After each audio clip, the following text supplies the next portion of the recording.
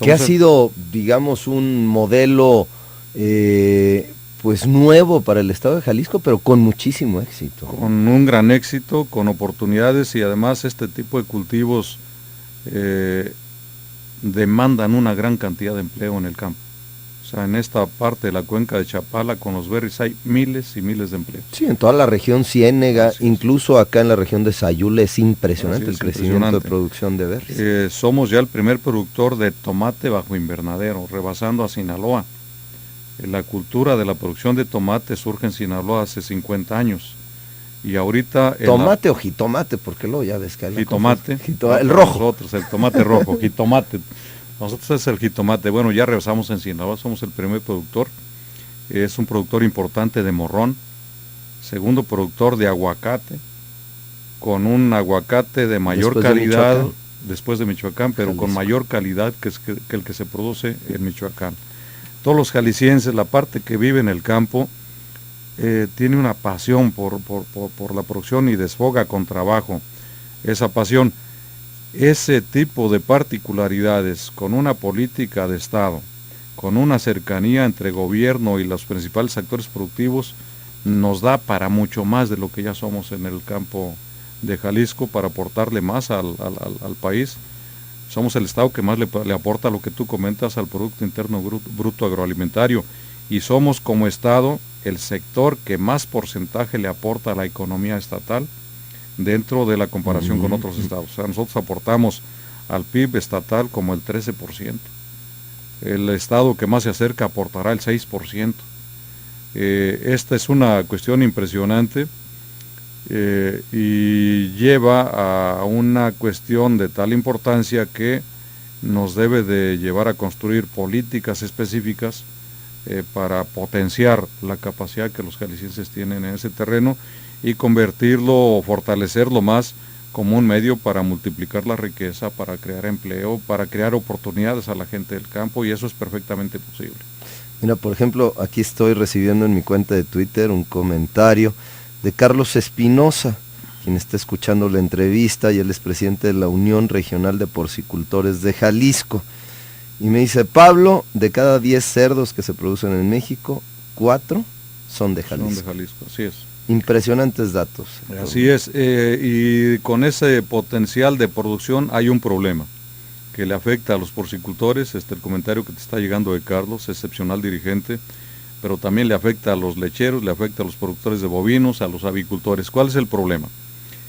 Que los volúmenes de producción y el valor de la riqueza que se produce en el campo no repercute sustancialmente en el bolsillo de los productores. O sea, tenemos un campo fuerte, con una producción abundante, con producción abundante de alimentos para el país, pero con una repercusión débil en la economía de los productores. Ese es el problema y parte del reto que hay que enfrentar, modificar y hacer que este campo fuerte repercuta en una economía fuerte para quienes practican las actividades relacionadas con la producción de alimentos o con la agroindustria, porque también en Jalisco tenemos las principales agroindustrias del país. Aquí está el principal consumo de granos del país. Aquí transformamos el 30% de los granos del país y somos el principal centro de importación de granos, en mucho para la transformación, no tanto para la tortilla, para producir alimentos balanceados, para producir derivados del maíz, derivados que van a colorantes, a cosméticos, almidones, a azúcares. Aquí está el principal centro transformador de derivados del maíz. Se importa más maíz para derivados que para productos relacionados con los alimentos. Eso es una oportunidad también, porque es una agroindustria impresionante, demandante de maíz fundamentalmente amarillo, y esto, si los tenemos aquí, hay que aprovecharlos. Ahora, Héctor, recuerdo una plática que tuve con un secretario de Agricultura federal, y él nos decía: es que hay 2 campos en México. Este campo que tú describes, Héctor, que es de aquellos empresarios comprometidos, que invierten recursos, que se tecnifican, que se modernizan.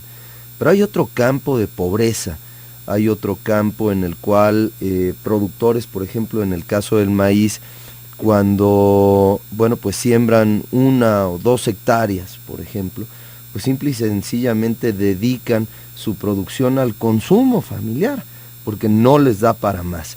¿Cómo hacer que estas personas puedan ir evolucionando de una situación social verdaderamente lastimosa a irse convirtiendo poco a poco, en un campo moderno, en este campo que tú nos describías que se ha convertido en mucho algunos sectores en el estado de Jalisco?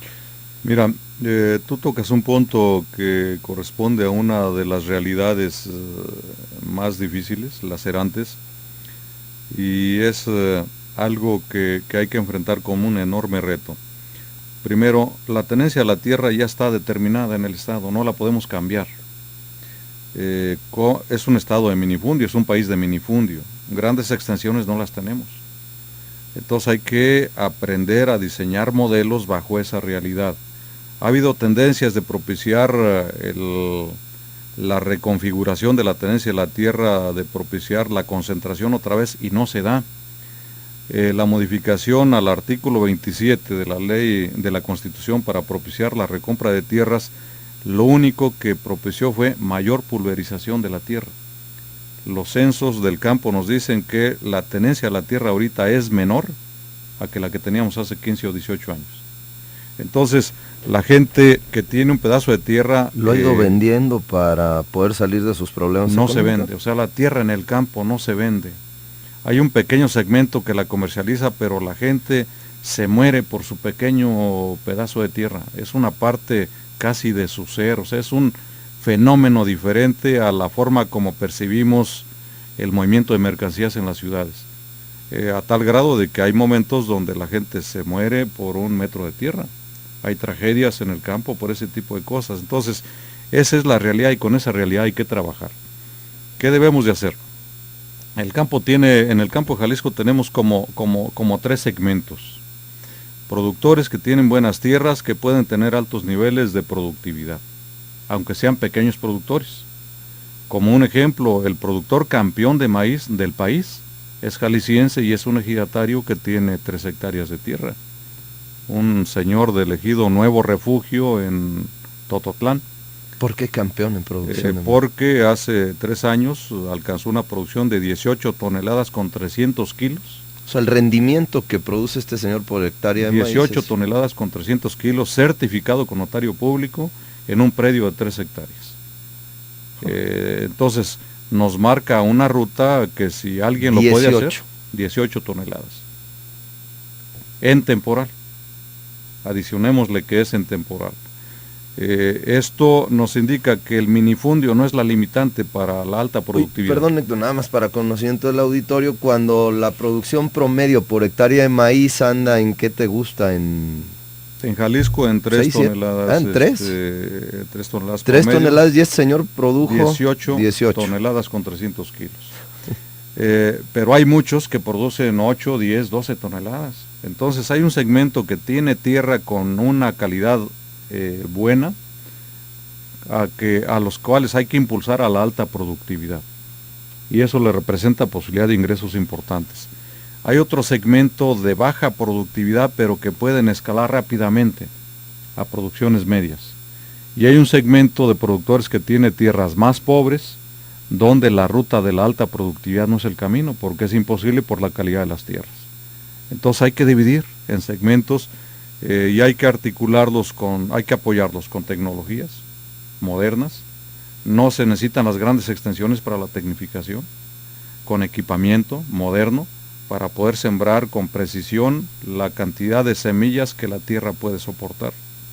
Hay que articularlos con el mercado, con los grandes compradores, los compradores confiables, para que no caigan en la garra de los intermediarios, porque a veces son los que cosechan.